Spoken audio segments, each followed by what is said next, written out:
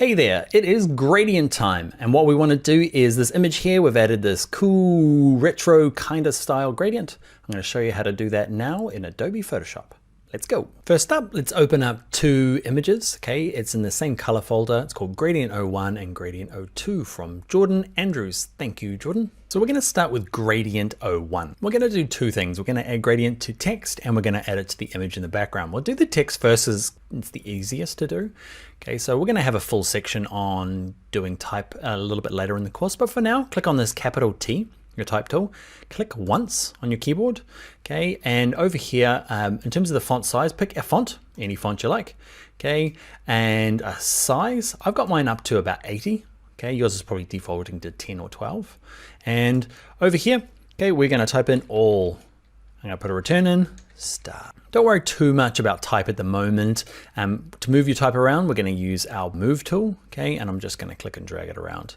So adding a gradient to this, changing the color of the font's easy. You can double click it here, pick a new font, but let's look at adding a color. Okay, to do it, you need your text layer selected. There's mine. It's got the gray box around it. And down the bottom here, there's one called Effects, and there's one in here called Gradient Overlay. Now what you'll find in Photoshop is that pretty much true of everything you do in Photoshop. There's like 3 or 4 different ways of doing the same thing. What I'm trying to do is that I'm trying to give you, I guess, like there's about 3 different ways of applying gradients. This way I feel like is the most bulletproof in terms of future proofing. Just means it's going to work probably on most circumstances, whereas some of the other gradients don't work in all cases.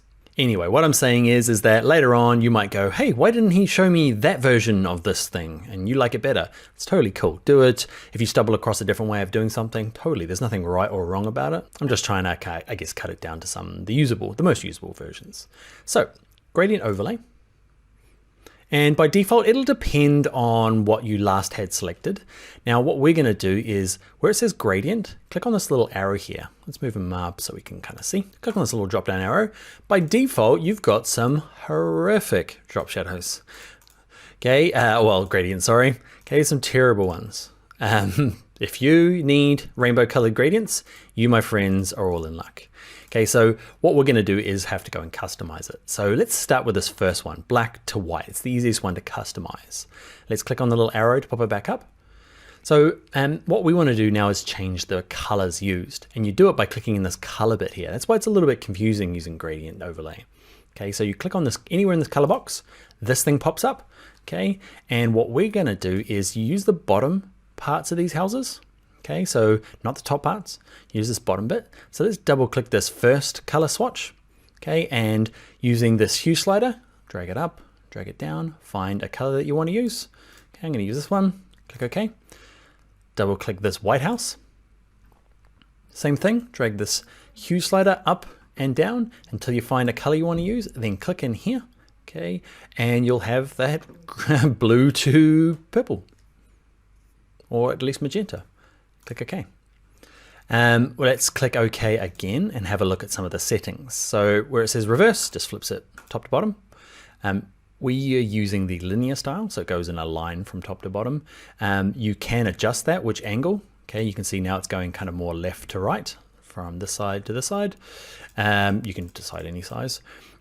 Linear, you can play around with radial, and you can experiment on your own, the different ones, angle, reflection, just kind of different ways. You can see the gradients are on both sides. We're just going to go for linear in this case. And in terms of the scale, you can lower it down, it makes a bit more sense. And then it's just got like only a tiny little gradient between these type here. Cool, I'm going to leave mine at 100%. That's what yours is probably set to. Now, before we do the images, I'm going to show you gradients are kind of back in, right? When I guess, not even that long ago, maybe 6-7 years ago, gradients I didn't even have in the class because who used gradients? So gradients have come around full circle and are super cool now, right? Or at least I think so. So where I get my gradient colors from, I'm going to show you a cool little site. It's this site here. It's called Gradient. I love it. All it does is just show you examples of cool gradients. And yeah, once you've found one you like, let's say we click through here. Okay, you can see there's a bunch of different options. Okay, I like on page 2 this one here. It's my favorite one. You'll probably notice it from other videos that I've made, but this is where I get my colors from. Now, to get those colors into Photoshop, the easiest way is see down the bottom here. There's this yellow and pink. So those are the 2 colors, right? If you click on it, okay, that is the number you want. It's this hash and then it's got some letters and some numbers. So just copy that on your keyboard. So on my Mac, it's Command C to copy, or you can right click and go to copy. Jump back into Photoshop, and in Photoshop, remember when we clicked on to change color, it's that big color bar there. Double click the green, blue house, and this is where it goes down here. I'm gonna paste it in. I'm gonna paste everything. I don't think we need the hash. It doesn't seem to mind it at all. You can see the hashes over here. So that's an easy way to pick a color from the internet, is using these letters and numbers. Let's click OK. I'm gonna jump back into gradient. Grab this end here, grab this. I'm gonna leave the hash off, copy it, back to Photoshop, double click this house, grab him, paste this one. I love those colors. I'm gonna click OK. Click OK again. You can make any last adjustments, but that's it for, it doesn't really matter what it is. And we've done it for type. I'm gonna click OK, but it doesn't really matter what the layer is. There's a little adjustment we need to do for images, but if it's a logo you've brought in, or a shape from somewhere you've made in Illustrator or brought in, or drawn it with the shape tool, which we'll look in a second to do, you can just have it selected, down at effects, and go to gradient overlay. Now the next thing I want to do is this image in the background, and there's a slightly different process, okay? Because first of all, if I click on background, this effects is grayed out. And this is going to happen throughout our Photoshop course, where you just, it's locked, okay? And it's called background. To unlock the background, double click background, okay? Give it a name, okay? Mine is shoes. And now it becomes unlocked, and I get to add that effects. Okay, so that's half of the thing we need to do. Now click on effects, make sure that layer is selected, and go to gradient overlay, just like we did before. The only trouble is, it's kind of doing exactly what happened here, but I can't see the image. So what ends up happening is you need to, we've talked about all of this stuff. It's this one here, blending mode. Okay, blending mode is a way of this gradient blending with the image itself. Okay, so click on normal, and just dissolve does nothing. Darken does something. Okay, and you're just gonna have to work your way through until you find a way, a blend that works with your particular gradient and the colors in your image. Now there's no like absolute one you should pick from this. It really depends on your image and the colors in your gradient. So it's a bit of a lottery. Okay, so click on multiply, see if that works for you. And I'm just gonna work way through until I pick something that I like. I'm gonna turn the opacity back up. Color burn, linear burn. You're just gonna watch me now go through them all.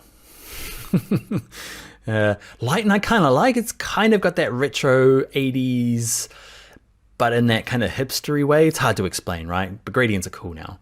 Lighten, I know screen's kind of a nice one. Color dodge, not so good. Okay, I'm not going to go through every single one of them because I decided I either liked hard light or I liked screen, and that's totally, sorry, lighten. That's totally just based on my gradients and my images, and I'm going to leave it there. So that's the difference between doing images and just say straight off text or shape, okay, is that first of all, you need your layer unlocked. Then you add the effect like you do normally, and just make sure when you do add your gradient, you change that blending mode. Oh, before I go, probably super important point that I haven't brought out yet is say you want to adjust this gradient now, okay, or turn it off. See All Star here? You can kind of see the structure. That's my whole layer, and these are the effects. Okay, I can turn either the effect or the gradient itself off to show through that original red color. Okay, so what we can do to edit it, so to turn it off, that's all you need to do. Just leave it there. Okay, but to edit it, I'm gonna have the eyeball on, double click the word gradient overlay, double click. Okay, and you'll see it's gray here and it's got a little tick. Okay, you might be accidentally on something else. So I'm gonna untick that, make sure this is gray. Okay, and that's where you can go and make adjustments. So let's say that I don't like that anymore. So I'm going to reverse it or play with a different blending mode as well. Okay, but that's how you make adjustments. Okay, I'm probably going to turn it off and make this back to white. Okay, so text selected, my little properties panel here would tell me what color that I'm using.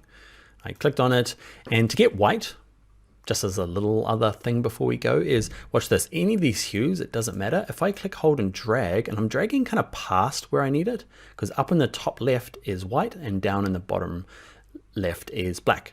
So what I do is instead of trying to like, some people like just try and click in there, and you get it pretty close, but if you click, hold, and drag past, so I'm holding my mouse down and dragging it past, that assures it's white. All right, I'm gonna click OK. And if you want to tidy this effects up, so I've turned it off so you can't see it, but say that you're pedantic and you've got a bit of OCD and you want to get rid of this, you can click, hold, and drag it to this trash can, and that will get rid of it. All right, so it's project time. I'd like you to practice using this one here. Okay, so I don't mind what text you use, but definitely play around with the gradient, okay, on the image. Okay, go to gradient, pick a color, pick your own colors. You can do your own colors. And I'd like to actually see it this time though. You've been following me along. What I'd like you to do is I'd love to see your own one. So dig through your files and see if you can find an image that you're happy to share. Okay, and it can be your family, it can be your house, you can take a quick photo now of yourself, okay, and I want to see what kind of gradients and stuff you're doing. And you can either post it here on this page, or you can share it with me on social media. On Instagram is Bring Your Own Laptop, okay, or on Twitter it's Dan Loves Adobe. Either way, do an image, can be this one, it can be your own one, and I'd like to see what you've done. All right, that is going to be the end of this one. Let's jump into the next video. I'll see you over. Bye.